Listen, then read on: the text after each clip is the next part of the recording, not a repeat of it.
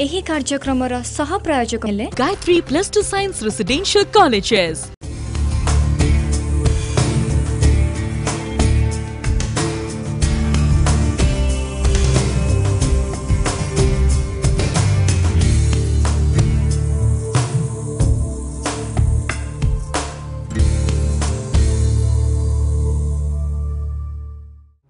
नमस्कार, भाग्य दर्पण कार्यक्रम में आपण मानक स्वागत। आज आम गहन उपस्थित अच्छा ज्योतिर्विद डॉक्टर भवानी शंकर महापात्र सार। आसंता स्वागत करवा। नमस्कार, आम कार्यक्रम में आपन को स्वागत करुच्ची। नमस्कार, जय जगन्नाथ। सर, बेले बेले आम देखू जे गोटे झील सुंदर होता है, तार बाहागर बयस भी आसी जाए, तार बापा माँ भी तापाई बेस किसी अर्थ रखी था बाहागर पाई, किंतु बाहागर हो पारे नहीं, माने कौन से दृष्टिकोण खुणीबा को न थाए, किंतु बाहागर हो पार न थाए, तार कौन विशेष कारण रही? निश्चय ये समग्र सृष्टि रे प्रतिटी विषय वस्तु गोटे संयोग सहित जड़ित बा जोटा को आमे कहू गोटे coordination. Time is the most essential part in our life. समय होची आम जीवन गोटे महत्वपूर्ण अंग। बुद्धिजीवी माने समय को अपेक्षा करो एक कथा प्राय समय कहते। समय बहुत बलवान, समय बहुत बलशाली एक कथा कहा जाए। एवं ग्रह दृष्टिकोण ज्योतिषशास्त्र दृष्टिकोण समय को आम दशा चलन हिसाब से विभक्त करूँ। जे वर्तमान बृहस्पति जनकर चली से जन भल फल पाँच भल रेजल्ट पाँच। बर्तमान रवि महास चली भल फल पाँच। तांकर शनि आसीगला टे क्षति है। क्या शनि फेवरेबल, क्या राहु क्षतिकारक, क्या राहु भल फेवरेबल बा सपक्षवादी उन्नति कराऊँच।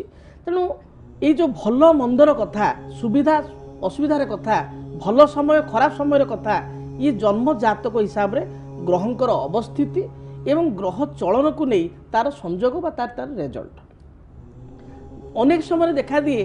गोटे झील पाखे योग्यता थाए, दक्षता थाए, झीलटी देखा सुंदर होता है, पितामाता बहुत भल, घर संस्कारी पिलाटीए, ता सत्वे मध्य अनेक प्रपोजाल आसे किंतु स्थिर हो पारे ना। अनेक समय प्रपोजाल स्थिरीकृत हो परवर्ती अवस्था भांगी जाए, ये समस्या सृष्टि हुए। आमे जानू आम जन्म जातक लग्नर सप्तम भाव होची विवाहर भाव। जदि सप्तम स्थान रे कौन पापग्रह रही जाती, सप्तमाधिपति बा सप्तम भावर अधिपति कौन पापग्रह युक्त हो जाती, ताले विवाह रे अहेतुक बाधा विघ्न आसे, सृष्टि हुए एवं विवाह विलंब मध्य हुए। शास्त्रे कहा जाए सप्तमे एकादशे शनि, सप्तमे एकादशे भौम, सप्तमे एकादशे राहु विवाहम प्रतिबंधकम।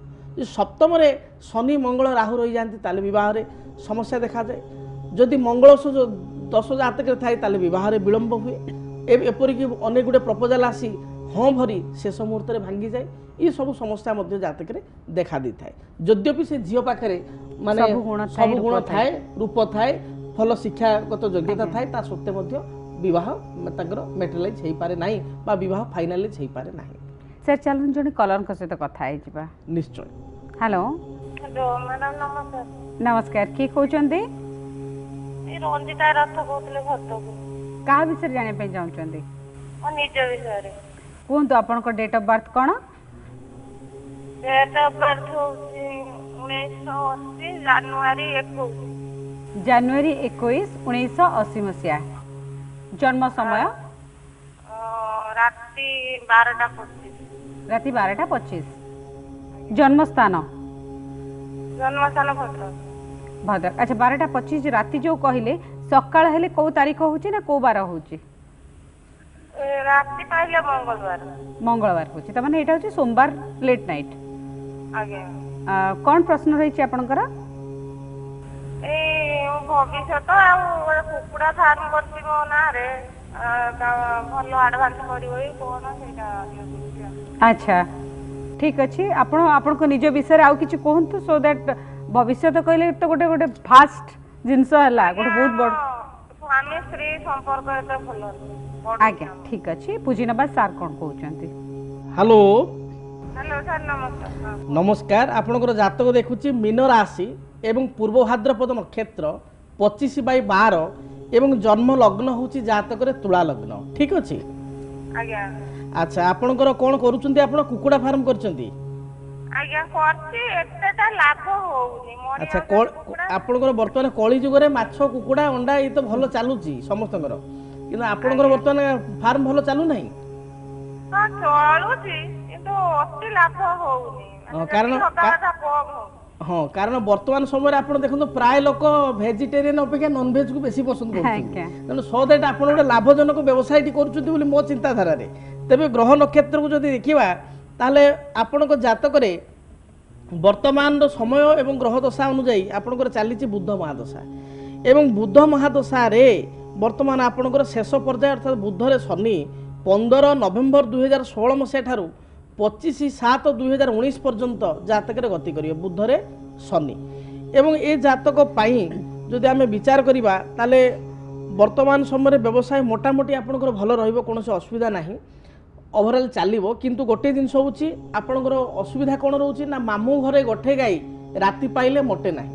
ପଇସା ବିଭିନ୍ନ ସୂତ୍ରରେ ଆସୁଛି, ଆପଣ 2 ପଇସା ପାଉଛନ୍ତି କିନ୍ତୁ ସଞ୍ଚୟ କରିପାରୁନାହାନ୍ତି।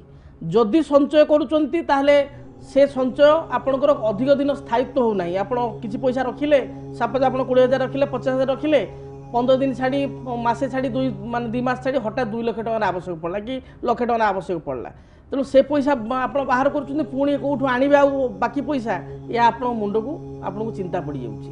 ଏଭଳି ହେଉଛି କି?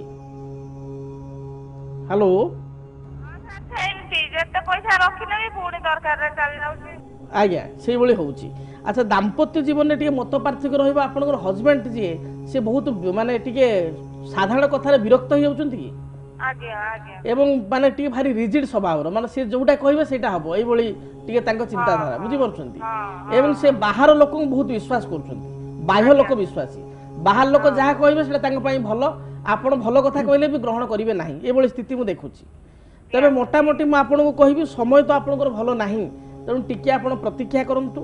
ଏବଂ ଗୋଟିଏ ବଡ଼ କଥା ହେଉଛି ଯେହେତୁ ଆପଣଙ୍କର ବର୍ତ୍ତମାନର ସମୟରେ ଶନିଙ୍କର ଅନ୍ତରଶା ଚାଲିଛି ବା ବୁଧରେ ଶନି ଚାଲିଛନ୍ତି, ଆପଣ ଗୋଟେ କାର୍ଯ୍ୟ କରନ୍ତୁ।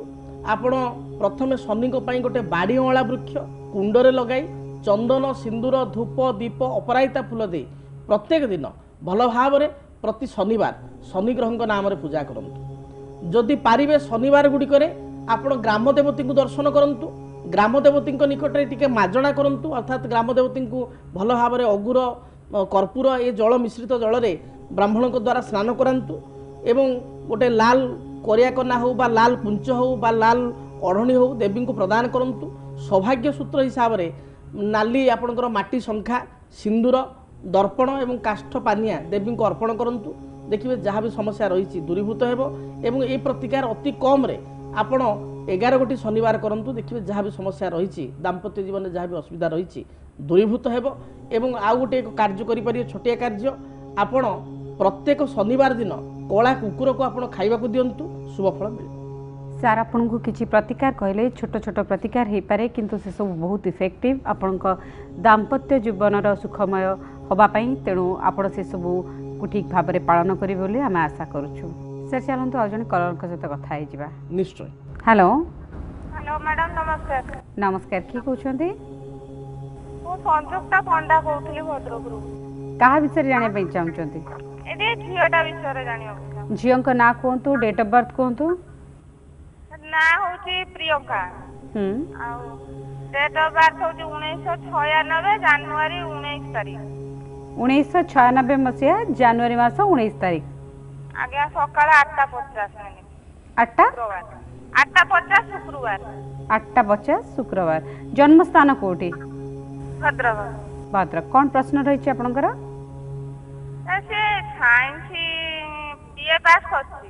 ଆଜ୍ଞା ଆଉ ବିଡି ଗଭର୍ଣ୍ଣମେଣ୍ଟ ବିଡି କରିବାକୁ ଚାହୁଁଛି, ଦେଇଛି ଏଣ୍ଟ୍ରାନ୍ସ, ତାର ସାରେ ଗଭର୍ଣ୍ଣମେଣ୍ଟ ଜବ ଅଛି କି ନାହିଁ କି କ'ଣ, ସେ ଟିକେ ମାନେ ଚାହୁଁଛି ଏ ଟିଚର ଲାଇନରେ, ତାର କୋଉ ଆଚ୍ଛା। ଲାଇନରେ ଗଲେ ହବ କ'ଣ, ସରକାରୀ ଚାକିରି ହବ କି ନାହିଁ, ଆଉ ତାର ବାହାଘର ସାରେ ଲଭ୍ ମ୍ୟାରେଜ ହବ କି ଆରେଞ୍ଜ ମ୍ୟାରେଜ ଟିକେ କହିବେ। ଠିକ୍ ଅଛି, ଆପଣଙ୍କୁ ତାର ପ୍ରଫେସନାଲ ଲାଇଫ୍ ଆଉ ତାର ମାନେ ବୈବାହିକ ଜୀବନ ବିଷୟରେ ବି ଜାଣିବାର ଅଛି। ଆଜ୍ଞା ଠିକ୍ ଅଛି। ହ୍ୟାଲୋ ହ୍ୟାଲୋ ସାର୍ ନମସ୍କାର। ନମସ୍କାର। ଆଚ୍ଛା, ଝିଅର ଆପଣ ଆଗ ବିବାହ ପାଇଁ ବେଶୀ ଚିନ୍ତିତ ନା ତାର କର୍ମ ପାଇଁ ବା ତାର ପଢ଼ାପଢ଼ିକୁ ନେଇ ବେଶୀ ଚିନ୍ତିତ? ତାର ଦିଟା ଯାକ। ଦେଖିଆ କୋଉଟା ଆଗେ ହଉଛି। ଅର୍ଥାତ୍ ଆପଣ ସୁଯୋଗରେ ଅଛନ୍ତି, ଯଦି ଭଲ ଜ୍ୱାଇଁ ପିଲାଟିଏ ମିଳିବ ତାହେଲେ ଆପଣ ବିବାହ କରିଦେବେ, ଏହା ତ? ଆଜ୍ଞା ଆଜ୍ଞା। ତେବେ ଝିଅର ଜାତକ ଦେଖିବା ଧନୁ ରାଶି, ପୂର୍ବାଷାଢ଼ ନକ୍ଷତ୍ର, 20/9 ଏବଂ କୁମ୍ଭ ଲଗ୍ନ। କୁମ୍ଭ ଲଗ୍ନରେ ଝିଅ ଜନ୍ମଗ୍ରହଣ କରିଅଛି। ରାଶି ହେଉଛି ଧନୁ ରାଶି, ଠିକ୍ ଅଛି?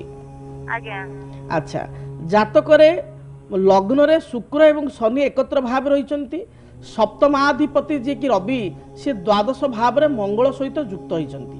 ଦେଖନ୍ତୁ, ଯେଉଁ କଥା ଆପଣଙ୍କର ଫାଷ୍ଟ ପ୍ରାୟୋରିଟି ହେଉଛି ବିବାହ, ଆପଣଙ୍କର କଥାରୁ ଯାହା ଜାଣିଲି, କିନ୍ତୁ ଦୁଃଖର ସହିତ କହିବି ବିବାହ ବିଳମ୍ବରେ ହେବ, ଅର୍ଥାତ୍ ଲେଟ୍ ମ୍ୟାରେଜ୍ ଯୋଗ ଏ ଜାତକରେ ଅଛି। ଇୟର୍ଲି ମ୍ୟାରେଜ୍ ଏ ଜାତକରେ ନାହିଁ, ଇୟର୍ଲି ମ୍ୟାରେଜ୍ ନାହିଁ।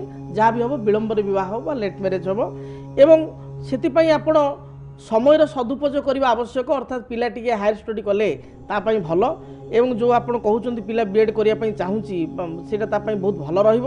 ଏବଂ ବର୍ତ୍ତମାନ ସମୟରେ ଗ୍ରହ ମଧ୍ୟ ସେଇଭଳି କିଛି ମାନେ ସଂଯୋଗର ସୂତ୍ରପାତ କରୁଛି, କାରଣ ରବି ମହାଦଶା ବର୍ତ୍ତମାନ ଚାଲିଛି ଏବଂ ରବି ମହାଦଶାରେ ବର୍ତ୍ତମାନ ଅନ୍ତରଦଶା ହିସାବରେ ବର୍ତ୍ତମାନ ଗତି କରୁଛନ୍ତି ଶନି। ରବିରେ ଶନି ଚାଲିଛନ୍ତି ଏବଂ ଏହାପରେ ଆସିବେ ରବିରେ ବୁଧ।